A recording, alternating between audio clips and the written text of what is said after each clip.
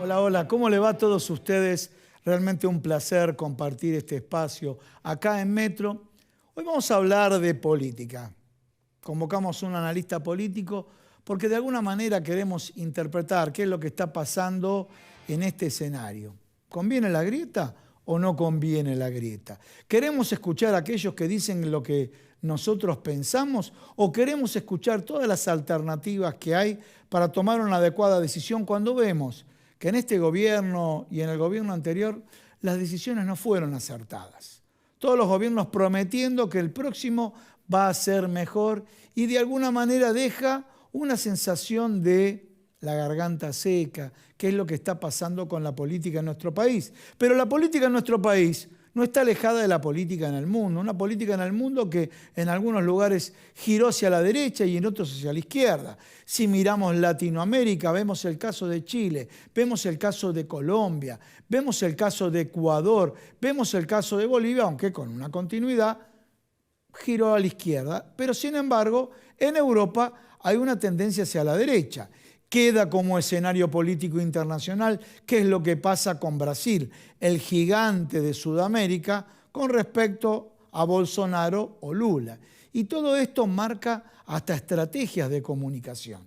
Bueno, todo esto lo vamos a analizar en instantes con el invitado que tenemos el día de hoy. Y me refiero a Federico González.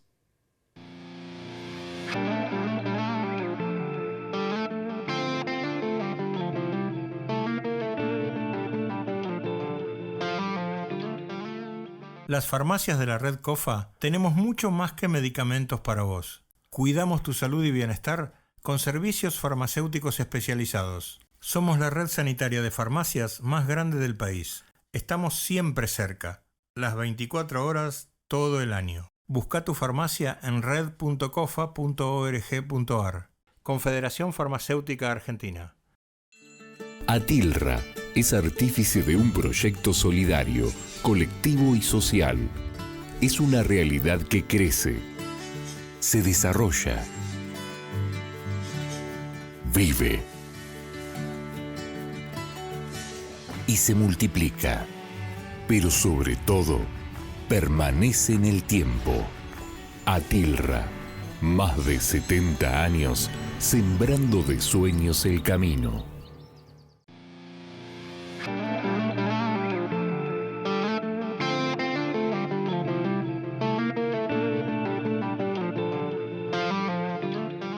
Señores, nuevamente compartimos este espacio de feedback con ustedes.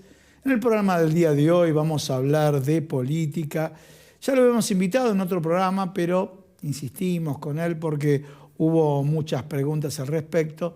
Bueno, en cuanto al escenario político, aquellos que de alguna manera quieren pararse en el medio de la grieta, no quieren poner el medio que dice lo que quiere escuchar, ya sea del lado de la oposición, ya sea del lado del oficialismo, sino de alguna manera aquellas personas que quieren escuchar, bueno, ¿qué es lo que pasa para realmente mi voto sea útil, sea válido y no ir o no escuchar a un analista donde convalide lo que yo pienso? Por eso está con nosotros Federico González. Muchas gracias por estar acá en el programa. Gracias por la invitación. Siempre es un gusto venir acá. Lo mismo, tenerte a vos, obviamente, es un lujo. Federico, ya vinieron los elogios, ahora entremos a discutir qué es lo más rico, es lo más rico del análisis político. Elijamos las fracturas internas de las dos grandes coaliciones. Y después hablamos del emergente Javier Milei, que él como personaje va, pero todavía no ve una coalición, ¿sí? Todavía no ve una coalición con respecto a Javier Milei. El único nombre que hay es Karina, su hermana, pero como coalición, no veo que está formando un gran equipo. Pero arranquemos con las dos coaliciones. Vamos primero al opositor y después a la gobernante. Coalición opositora. Patricia Bullrich, que sale con discursos duros, pero en algún momento le empiezan a decir, y se sacó fotos con gente que ya ahora no le paga mucho políticamente porque están asociados Habrá sido circunstancial. Aparece uno, se saca una foto con uno famoso y de pronto mirá con quién se sacó y pudo haber sido circunstancial. Con esto ocurre para cualquier dirigente político. Pero bueno, el discurso de la dureza.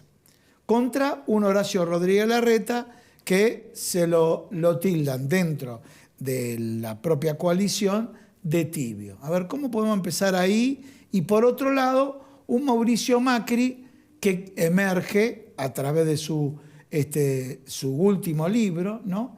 Donde ya hace bajada de línea referido a mucha dureza en cuanto a las empresas estatales, en cuanto a los gremios y demás.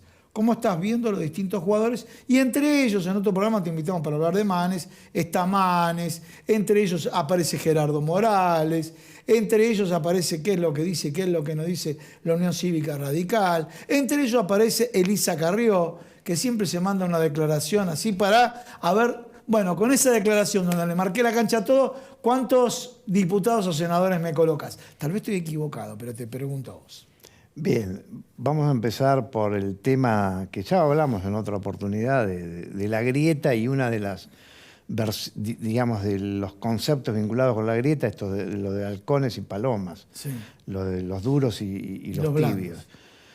Creo que es una categoría que, como dije en alguna oportunidad, sirve para analizar algunas cosas, pero la tomamos demasiado literalmente y yo creo que nos embreta el análisis. Porque, por ejemplo, yo te diría, hagamos un análisis histórico. ¿Alfonsín era paloma o era un halcón? O las categorías de halcón y paloma quizás son insuficientes para definirlo. ¿Podemos ahí hacer una pequeña pausa y seguimos? Sí, por supuesto. Alfonsín era halcón o paloma. En sus discursos era muy contundente. Claro, en sus discursos era muy imponía mucha presencia y tenía mucho carisma y llegaba. Y en ese momento, un médico por ahí, pero más allá de todo eso, cómo parecía, inclusive invocaba a recitar el preámbulo y demás, más allá generaba con un espíritu firme, se lo mostraba como firme. Sí, claro, como firme. Se lo mostraba, parecería como halcón. Cuando empezó a gobernar, desde el punto de vista económico, hay que ver quiénes. Sí, la oposición en ese momento, el peronismo, sí, los grupos empresarios lo fueron debilitando. Eso es otra parte del análisis, ¿no? Está bien, pero yo diría, uno puede decir, bueno, por su firmeza sería un halcón. Sí. Pero los contenidos, lo que hablaba, me parece que no eran los de un halcón, en el sentido de cuando decimos que Patricia Bullrich es un halcón. Claro. Entonces, Carlos Menem, ¿que era un halcón o era una paloma? Bueno, Carlos Menem era característico, ponía el guiño para la izquierda y para la derecha. Bueno, está bien, pero vos fijate como, si tenemos que ir a un halcón, si estamos prisioneros de esas categorías, tenemos que expedirnos. Bueno, ¿era una cosa o era la otra? Bien. Pero yo lo que quiero señalarte con esas comparaciones es que por ahí es exagerado. Es decir, son dos categorías que no sé son las mejores. Entonces, por ejemplo, creo que Rodríguez Larreta a veces dice, no llega porque es paloma, porque es un dialoguista, porque es un tibio. Pero quizás no llega porque no tiene el carisma para llegar, porque se puede ser un dialoguista y ser firme en el modo, o tener firmeza en el modo en que comunicás.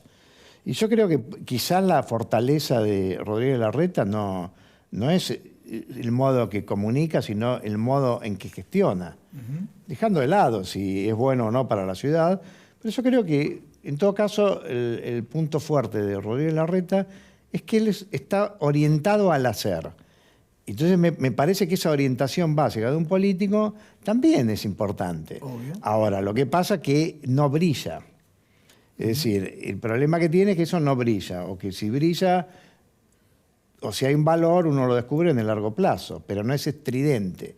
Ahora, lo de Patricia Bullrich es mucho más estridente, porque dice muchas cosas con mucha firmeza que mucha gente espera escuchar.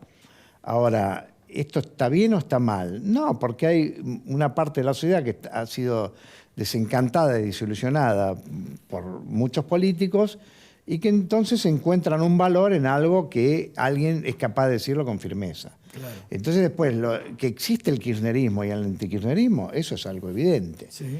Entonces a mí me parece que el estilo de Patricia Bullrich sí, te diría, es más adecuado para la lógica del kirchnerismo, antikirchnerismo, porque dice las cosas que hay que decir respecto de una porción de la ciudadanía que está esperando escuchar. ¿Funciona esa lógica? Y yo creo que funciona hasta cierto punto. Entonces me parece que funciona mientras no haya otra cosa. Ahora yo te Nadie diría... quiere emerger con otra cosa. Ahí estamos viendo las imágenes. El segundo de la pantalla mencionaste Larreta y aparece Javier Milei. Y Javier Milei empieza a decir más allá de lo estridente, porque convengamos. Inglaterra, que tuvo desde su ex primer ministro Boris Johnson hasta su reemplazante que ahora se va, ha tenido muchos estridentes que han funcionado. Brasil, con discursos duros, con Bolsonaro ha funcionado, más allá de cómo le vaya o no en el balotaje, obtuvo en la primera vuelta 50 millones de votos. O sea, no es que sus locuras le resultaron costosas, no resultaron costosas. Más allá de gestión, inflación, generó deflación en el último periodo, bueno, pero obviamente el que usaba barbijo era un marica y eso no tuvo costo. Entonces vamos al caso de Javier Milei, esa pata que aparece ahí, que inclusive alguien que te menciona a vos, yo te lo voy a mencionar, que me refiero a Sheila Wilker, que te ha mencionado a vos, te voy a remencionar de manera cruzada, también dice, bueno, cuidado que ahora le está sacando, creo que coinciden ustedes, le está sacando votos, ahora no a Juntos por el Cambio, sino al Frente de Todos, Javier Milei. Entonces, bueno, ¿esto es una tercera pata o es la pata más dura del lado del centro derecha? ¿Cómo lo ves vos? Bien. En primer lugar, creo que en la política, como en la vida, siempre hay algo que hay que tener en cuenta, que es el malentendido. El malentendido. El malentendido. Y a veces entre la sociedad y los dirigentes hay un malentendido, porque Sí. lo ponen en un lugar de algo y quizás no es ese algo. ¿Y a qué me refiero? Me refiero a lo siguiente. Vamos a hacer un paralelismo con el 2001. Sí. En el 2001, más allá de que hicieras o no una encuesta, era como algo voz populi, de ¿a quién vas a votar? A Clemente. Sí, me Y acuerdo. Clemente sacó algunos votos. Sí. Digo, sacó algunos votos, voto en blanco y voto impugnado. Hubo Sí, mucho, sí, voto y con impugnado. episodios muy desagradables. Sí, sí, sí. Bueno, ahora, ¿eso qué sintetizaba? Bueno, uno podría decir el voto bronca, el que se vayan todos de esa época. Entonces a mí me parece que cuando hoy en las encuestas, nosotros a Milei lo tenemos más o menos en un 17%, que no es poco. Muchísimo. Que además para una tercera fuerza, que siempre está en el orden del 10, es muchísimo. Pero yo me aventuraría a decir, relativizando el valor de las encuestas, es que cuánto del efecto espuma hay en el que te dice hoy que lo va a votar a Milei. Y con efecto espuma me refiero a lo siguiente. Estoy enojado con Estoy la enojado dirigencia. y lo voy a votar a Milei. Después, el día de las elecciones, lo voy a votar a Milei y yo creo que ahí... En la elección anterior lo votaron, 14. Sí, es cierto, pero en Cava el público... Mira, hace poco hicimos una encuesta y preguntamos cómo se definía, si izquierda, derecha o de centro. Y lo que más primó es derecha. Y mucho más, mira, derecha creo que era el 36, centro cerca de 20 y izquierda 12. La otra categoría que era importante era no me defino por ninguna de esas. Entonces, yo creo que una cosa es el fenómeno Milei en Capital, la irrupción de Milei, y otra cosa es en todo el país. Está pegando. No pero por supuesto yo digo que está pegando, pero yo te diría, Los escucho a los cordobeses. Y... yo tengo un 17, pero no me creo ese 17. Bueno, esa es mi primera consideración, es que ojo que no es como parece. Esto no es una El efecto espuma, está clarísimo. El efecto espuma. Ya mencionaste el efecto espuma. Después el malentendido es que yo creo que Milei se presenta como un liberal, pero muchos lo que entienden es que es un político de derecha en el sentido bien duro de ese término. Ahora, Milei también tiene declaraciones que hacen que en parte es un liberal y en parte en cierto tipo de cuestiones que no tienen que ver con lo económico, no es un auténtico liberal, sino que más bien un conservador, lo que uno diría un conservador de derecha. Entonces yo creo que ahí está lo del malentendido. Entonces para la juventud también, para una porción importante de la juventud, Javier Milei es algo así como un rock and roll star. Y eso es un malentendido. Bien. Porque Sigamos, no es un a ver si rock and tenemos roll. las imágenes nuevamente, porque quiero, con estas imágenes, vamos a la tercera imagen, Ahí estamos viéndolo. Lo tenemos Mauricio Macri ahí. Bueno, Mirá, se pudo haber equivocado en la gestión anterior, en su gobierno, terminó con una inflación del 54%, decían que ya estaba pagado en la política, y yo creo, por lo menos, no sé si será candidato, pero que poder tiene, poder tiene. coincido absolutamente. Ahí le daría la razón al tema del poder explicativo de la grieta. Me parece que si Macri está donde está, que para mí es alguien que tiene ganas y que tiene chances, es porque este gobierno no funcionó. Y entonces, es decir, los extremos se autoalimentan y el fracaso de uno es el que le da, De comer al otro. le da la posibilidad de volver al otro. Creo que claramente quiere volver. No me imagino que se pone en el lugar de alguien que quiere reivindicar ideas y un espacio, sino que las quiere encarnar.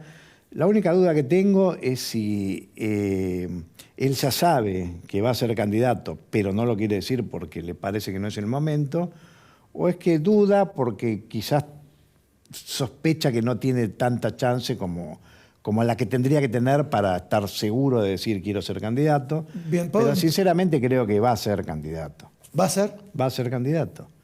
Y yo O sea, creo... si es candidato, ahí tenemos que a Larreta y a Patricia Bullrich le va a hacer sombra. Yo creo que sí. Diría más, me aventuraría a decir que si es candidato, probablemente termine siendo el candidato definitivo. Si es candidato, está una figura al lado. Si es candidato, va a apostar al juego con Cristina Fernández de Kirchner. Estamos mirando la foto ahí. Sí, bueno. Y Si así, es candidato, el negocio para él es ponerle a Cristina en la escena. Así ganó la otra vez, así escribe el libro, pone a Cristina como la figura del kirchnerismo, después del peronismo, después del populismo, de todo lo que no hay que votar. sí, yo creo que sería su rival más fácil, vamos a decirlo en esos Es el rival términos. más fácil, ¿sí? Sí. Pero no creo que Cristina sea candidata, porque creo que nadie quiere estar en el lugar del que tiene muchas chances de perder, y menos Cristina. Y además, bueno, si vamos al tema ¿Pero es de... consciente Cristina que tiene chance de perder? Yo creo que sí. ¿Sí? Estamos hablando de hoy, ¿no? Por supuesto hay que ver qué pasa. A mí me parece que hoy no sería candidata. Bueno, por supuesto es una conjetura. Sí. La conjetura es que no tiene chance y que se da cuenta. En realidad son dos conjeturas, ¿no? Pero además yo diría que si el gobierno no encuentra el rumbo en un plazo razonablemente rápido, bueno, cada vez está más claro que tiene menos chance. Bien, ahora justo hablamos de las diferencias en la coalición opositora, vamos a hablar de las diferencias en el gobierno. Originariamente un trípode, donde está Cristina Fernández de Kirchner, mayor caudal de votos, después Sergio Massa y ahí lo tenemos Alberto Fernández. Obviamente es como las sucesiones sin divisas, ¿no? Se sabía cuál era el número que aportaba Cristina, pero un número adicional que le dio el triunfo. Porque si era el voto solo de Cristina, el triunfo previo a todas las encuestadoras que yo entrevistaba no le daban, ¿no es cierto? Entonces, en esta coalición gobernante lo que estoy viendo del lado del kirchnerismo es, bueno, vayamos despegándonos. Lo del Fondo Monetario Internacional no estamos de acuerdo. La propuesta del Fondo Monetario Internacional es inflacionaria.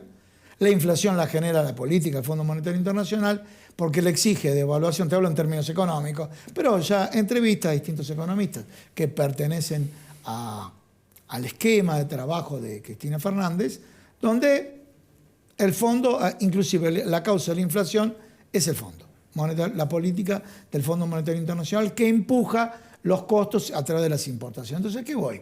Si quiere despegar, quiere decir, bueno, no me quedó otra que ponerlo a este muchacho Alberto Fernández, pero no es lo que yo quería.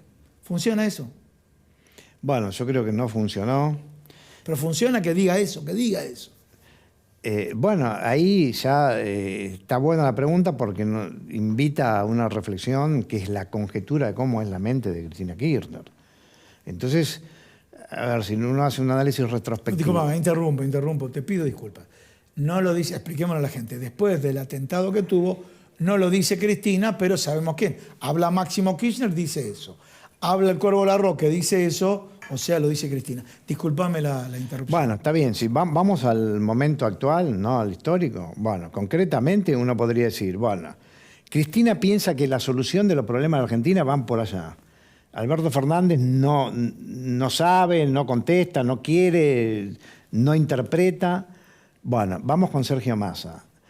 No es razonable pensar que Sergio Massa iba a hacer algo que le guste a Cristina, que le guste al kirchnerismo. Entonces, ¿por qué esa? Uno puede entenderla de Alberto Fernández, pero la habilitación de Sergio Massa, de la única manera que se puede entender, es porque pensó que alguna efectividad podría tener, sería la hipótesis 1. La hipótesis 2 es porque, bueno, si hay que hacer el trabajo sucio, que lo haga otro. Bien, 2. Lo uso y después cuando lo haya hecho y esté en mejores condiciones, me olvido y veto, como vetó a la gran parte del gabinete. Yo, sinceramente, me inclino más por la primera. Me inclino más porque pensó que en un momento de vamos a chocar, la única alternativa es que era Sergio Massa. Ahora, pero fíjate vos qué loco que es hacer ese análisis, porque hacer ese análisis es pensar que en el fondo Cristina Kirchner sabe que el kirchnerismo, desde el punto de vista económico, no funciona. Porque llegado el caso, cuando estamos por chocar, a ver, una figura, es como si dijéramos un ateo en el momento de morirse, esa figura de, bueno, me estoy por morir, que venga Dios y me salve.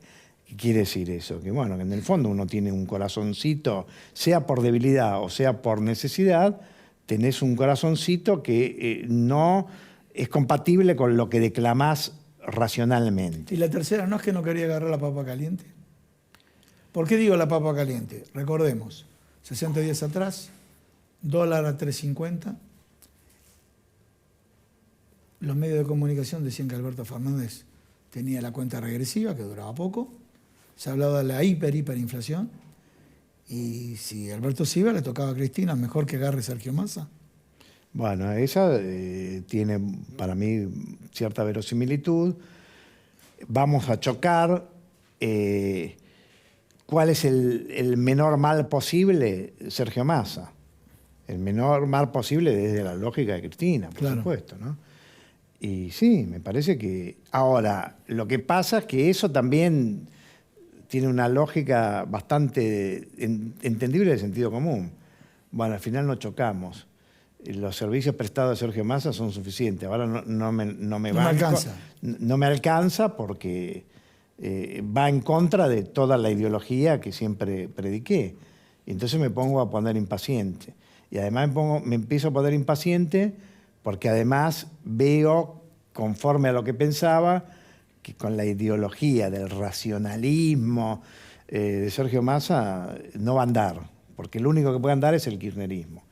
Y entonces ahí habría que esperar al próximo capítulo. Ahora, ¿cuál es el problema?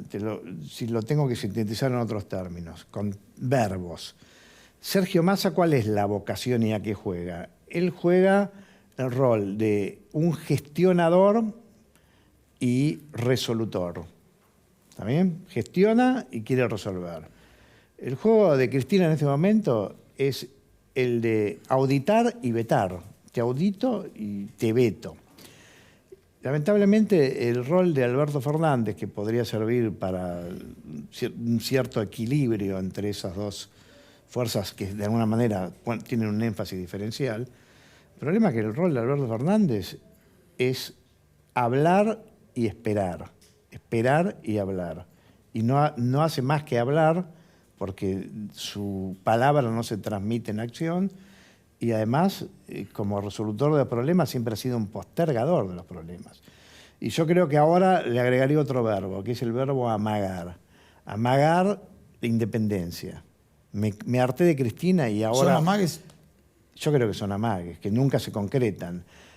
Parece que se fuera a concretar por las cosas que dijo, las declaraciones que hizo. ¿Los 3 ministerios ocupados por mujeres? Que León Victoria Tolosa Paz, y ahora me viene a la mente la ministra de Clayson, ¿no?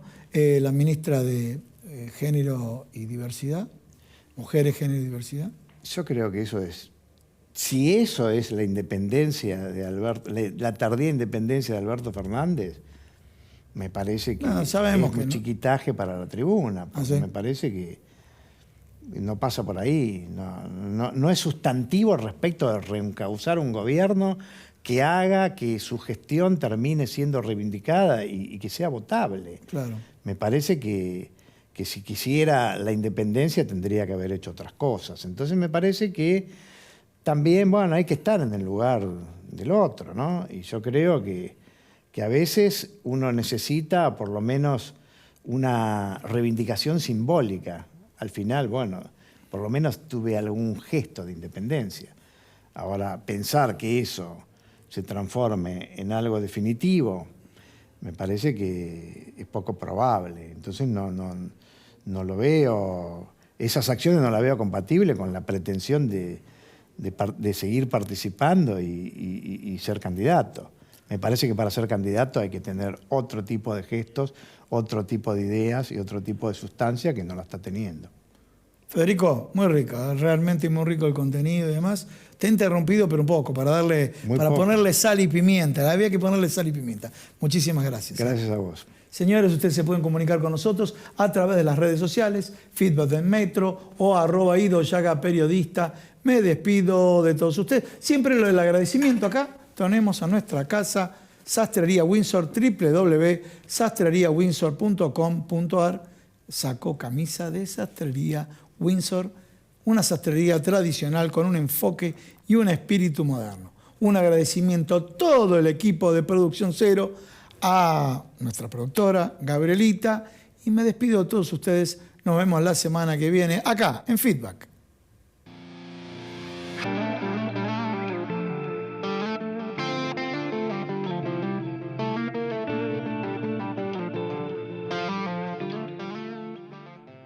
Garantizar te acompaña si sos monotributista o responsable inscripto. Ahora podés financiar tu proyecto o negocio con un crédito online de hasta 1,5 millones de pesos. Con Garantizar Digital podés acceder a tasas, montos y plazos de pago a tu alcance. Ingresá a www.garantizar.com.ar y obtené la garantía que te permite financiarte 100% online y desde cualquier punto del país. Con Garantizar Digital, vos podés.